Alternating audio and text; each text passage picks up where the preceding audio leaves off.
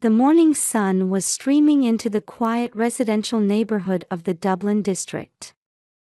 Among the neatly lined white colonial-style houses, Hayley Brown was watering her tulips in the garden as usual. Her shoulder-length brown hair swayed in the morning breeze, and her gentle smile invited greetings from the neighborhood children. At 34, Hayley worked as an office manager at a local pediatric clinic. Her caring and discerning nature earned her the deep trust of patients' families. With her warm way of speaking, she could always put anxious children at ease. Her husband Michael was thriving as a chief architect at a design firm. His sincere and family-oriented personality hadn't changed even after 5 years of marriage. Their life was stable, and they always made sure to spend time together as a family on weekends. However, recently, a small worry had been growing in Hayley's heart. She was concerned about her sister-in-law Ashley's condition. Usually bright and sociable, Ashley had started showing signs of fatigue lately. Working as a part-time supermarket clerk while in her 3rd year of marriage, Ashley seemed like she was being chased by something. Ashley's husband and Michael's brother, Ryan, had also changed.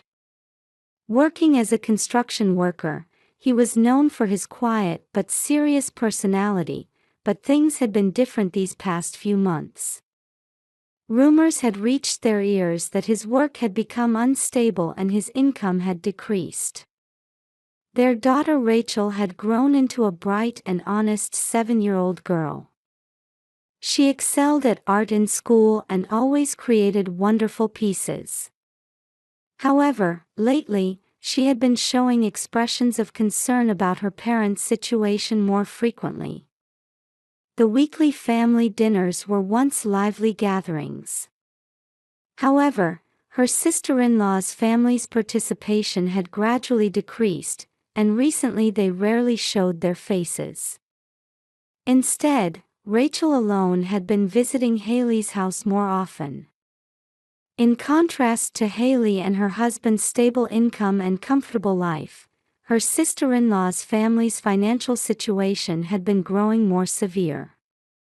There were rumors that they were struggling with medical bill payments and falling behind on their mortgage payments. Whispers about late credit card payments had also started circulating in the neighborhood. As Hayley finished her gardening, she reflected on recent events. At yesterday's dinner too, Ashley had looked like she wanted to say something but ended up leaving without speaking. With Michael away on a business trip this weekend, she had been thinking about what she could do to help when the phone rang. The name displayed was Ashley. Hayley paused her garden work to answer the phone. "Hayley, I'm sorry to call so early in the morning."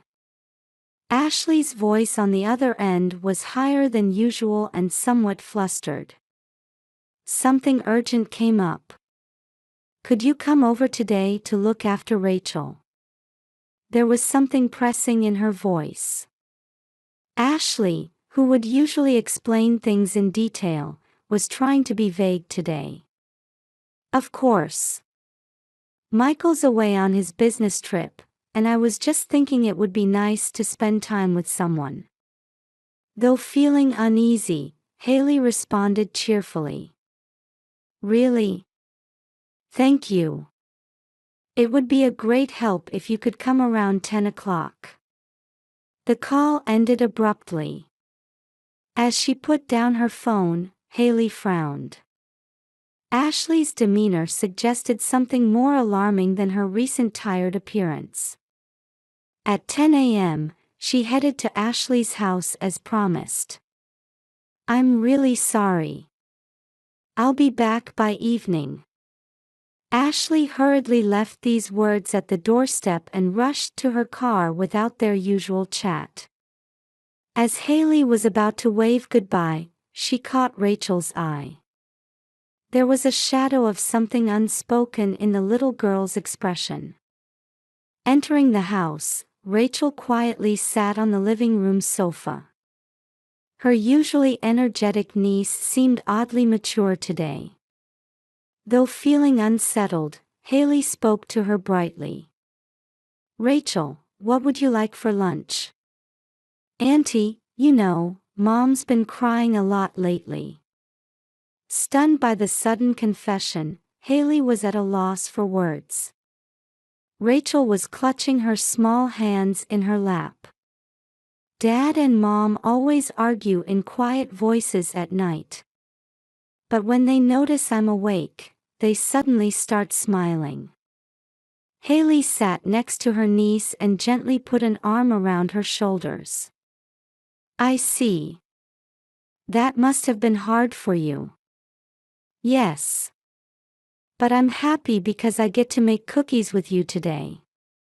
Rachel's expression brightened a little. Her smile made Haley's heart ache. Around 2 p.m., they were standing in the kitchen.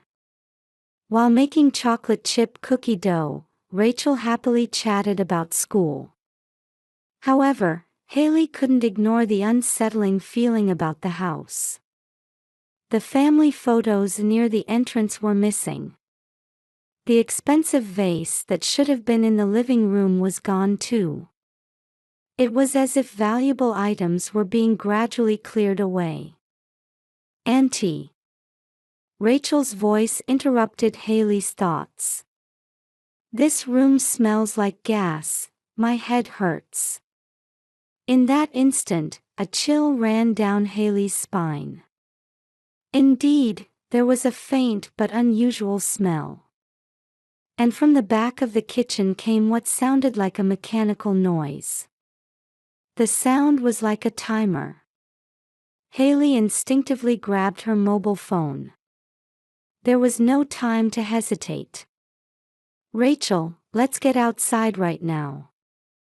With trembling fingers pressing 911, Haley firmly held her niece's hand. As they headed toward the entrance, the strange sound from the kitchen grew louder. When they got outside, the spring air enveloped them. However, Haley's back remained frozen. The operator's calm voice echoed through the phone. 911, emergency services. "What's your emergency?"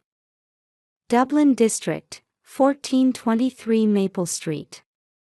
There's a gas smell inside the house. And there's a suspicious sound from the kitchen." Haley explained the situation while trying to control her shaking voice.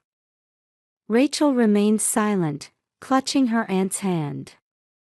"We're dispatching fire and police units immediately. Please move away from the location and wait in a safe place." After hanging up, Haley looked around at the neighboring houses. On this Sunday afternoon, a tense atmosphere had begun to settle over the quiet residential street. The sound of sirens approached from the distance. Holding Rachel close, Haley looked up at the sky with a prayer-like feeling. Then she stared at the incoming call from Ashley, displayed on her phone screen. Her fingers trembled. As she wondered whether to answer, a police car stopped in front of them. A fire truck arrived next, and officers quickly began securing the scene. In Haley's mind, Ashley's hurried manner from this morning replayed. And all the missing photos and valuables from the house. Had everything been prepared for this moment? Rachel whispered in a small voice. "Auntie, I'm scared." Haley held her niece tighter. By 3 p.m., Maple Street was awash with emergency vehicle sirens and blue lights. Neighbors had come out of their houses to watch the situation. 3 police cars, 2 fire trucks, and a gas company emergency vehicle had arrived, and the scene was quickly cordoned off. "Mrs. Brown." I'm Detective David Morrison. A tall, middle-aged detective stepped forward from among the officers. His gray suit carried an air of calm authority. Could you tell me more about the gas leak report and the suspicious sound? Still holding Rachel's hand, Haley began explaining the morning's events. Ashley's sudden phone call, her unusual behavior, the unsettling feeling about the house. As she spoke, all the events took on an ominous meaning. About the sound from the kitchen. However, Detective Morrison's question was interrupted. A white SUV was approaching the scene at high speed. Haley turned around. Ryan was driving, with Ashley in the passenger seat. Their expressions tensed as they saw the scene surrounded by police cars. Officers immediately surrounded them. Sweat beaded on Ryan's pale face. Ashley was already in tears as she got out of the car. Haley instinctively embraced Rachel. Ashley's gaze turned toward them, her eyes swirling with indescribable emotions. "Ma'am, would it be all right if we take your child to a separate room?" A female officer spoke gently. They probably needed to separate the adults for questioning. Rachel looked up at Haley anxiously. "It's okay. Your safety is what matters most." Haley smiled, though her heart was churning with complex emotions. As she watched Rachel get into the patrol car with the female officer, the questioning of Ashley and Ryan began. "Why did you return in such a hurry?" Detective Morrison's voice inquired quietly. "We got a call about a gas leak." Ryan's voice was trembling. Beside him, Ashley kept her face covered with both hands. "But the report came from Haley here, didn't it?" At the detective's pursuit, their expressions tightened. A young officer hurried over. His expression suggested a significant discovery. Detective Morrison reviewed the report, then slowly turned back to Ashley and Ryan. "We found signs of deliberate tampering with the gas line." At those words, the air around them froze. Ashley let out a small cry, and the color drained from Ryan's face. "Both of you will need to come to the station for questioning." As officers began handcuffing them, Haley's phone rang. The screen showed Michael. Her husband at his business trip location still knew nothing about this. During the investigation, Rachel would be protected at Haley's home. "Auntie, did Dad and Mom do something bad?" That night, Rachel asked timidly. All Haley could do was gently embrace her niece's small body. A week after the incident, a heavy atmosphere hung over the conference room at the Columbus police station. Thick investigation files were stacked in front of Detective Morrison. Michael and Haley waited for the detective's report. The gas line tampering was clearly premeditated. The detective showed them photographs. Fine scratch marks remained on the kitchen pipes. "This isn't amateur work. It's the work of someone with construction experience." At those words, Michael's expression hardened. The fact that his own brother had tried to endanger his family was still hard to accept. "And this is the contract obtained from the insurance company."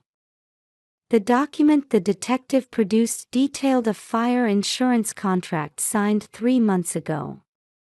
The insured amount was $3 million. An abnormally high contract. Normally, such high-value contracts require careful scrutiny. However, this contract was approved at an unusual speed. Haley frowned while reviewing the documents. The insurance agent's name seemed familiar somehow. The following week, the investigation showed further developments. The two were called back to the police station by the detective. This time, a financial investigator was also present. The investigation of Ashley and Ryan's deposits revealed serious issues. The computer screen displayed transaction histories from multiple bank accounts.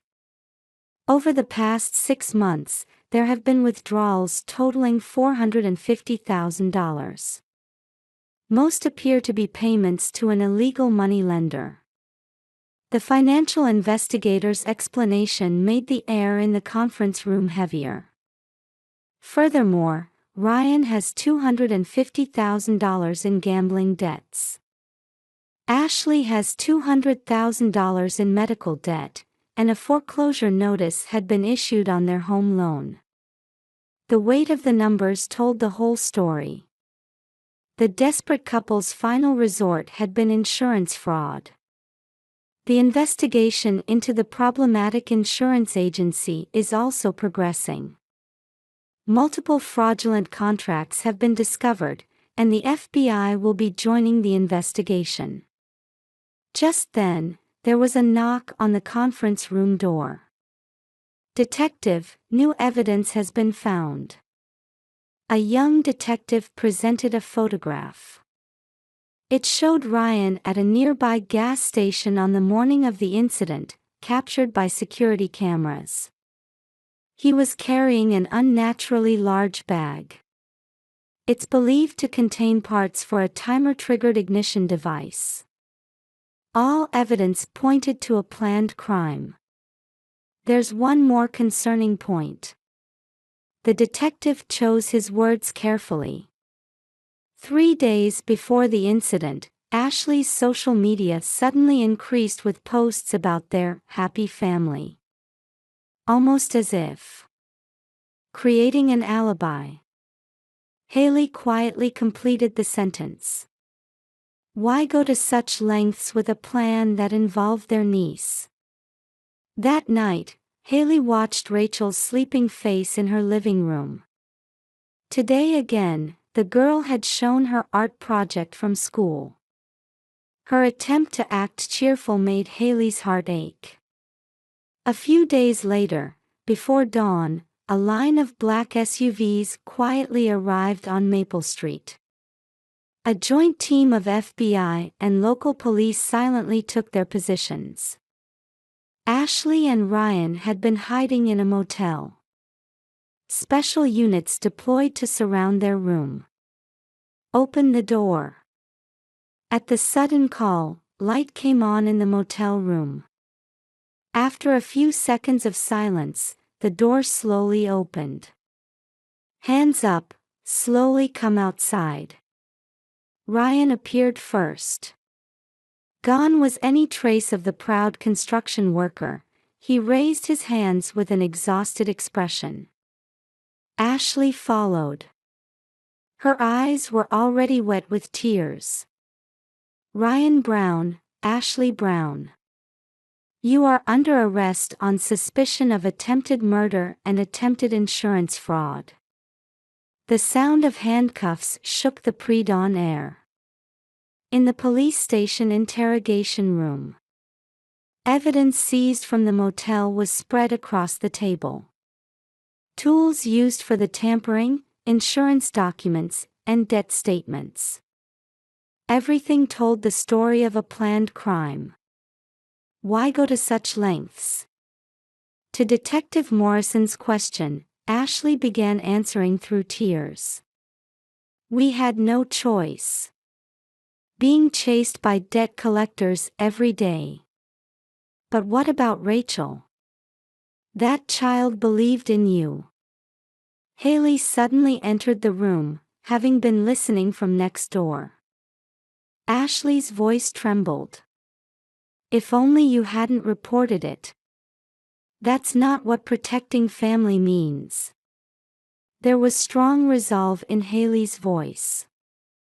Ryan muttered in a small voice, head down. This was the only way to pay back the debts. 6 months later, gentle spring sunlight filtered into the courthouse hallway. Ryan had just been sentenced to 12 years in prison, Ashley to 8 years. Both received slight reductions in their sentences on the condition of participating in rehabilitation programs. A letter from Rachel. Ashley received the envelope with trembling hands from the guard. The monthly permitted letter exchange. The girls' heartfelt words were becoming motivation to atone for their crimes. Meanwhile, Haley and Michael had officially obtained temporary custody of Rachel. The girl had adapted to her new school and was receiving high praise from her art teacher. "Auntie, look." On a holiday in the park, Rachel showed them a picture she had drawn. It showed Haley, Michael, and Rachel holding hands and smiling. What a lovely picture. In the evening twilight, while cleaning up after their picnic, Haley looked up at the sky. Family sometimes faces difficult choices. But with true love, the right path will always be found. Watching Rachel laugh innocently, Haley continued quietly. "Rachel, your smile is our hope." The incident had a significant impact on the local community. Support programs for those in financial distress were enhanced, and awareness activities to prevent similar incidents began. Above all, this event questioned the true meaning of family bonds. Family isn't just about blood ties. It's the heart that cares for and supports each other that creates a true family. As the first star began to shine in the night sky, warm light spilled from the windows of Haley's house. The story of their new family was about to begin again.